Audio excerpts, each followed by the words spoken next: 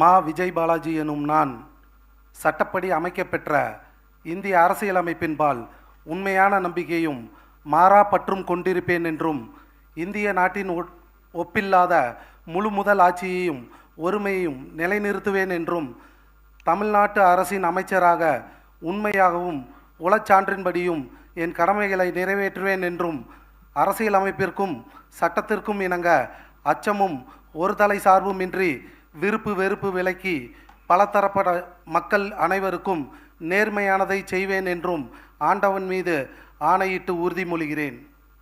நான் மா. விஜய் பாலாஜி என்னும் நான் தமிழ்நாட்டு அரசின் அமைச்சர் என்ற முறையில் எனது கவனத்துக்குள்ளாவதும் தெரிய வருவதுமான எந்த பொருளையும் அமைச்சரின் கடமைகளை உரியவாறு நிறைவேற்ற தேவையான அளவுக்கின்றி ஒருவரிடமோ பலரிடமோ நேர்முகமாகவோ மறைமுகமாகவோ அறிவிக்கவோ வெளிப்படுத்தவோ மாட்டேன் என்று ஆண்டவன் மீது ஆணையிட்டு உறுதிமொழிகிறேன்.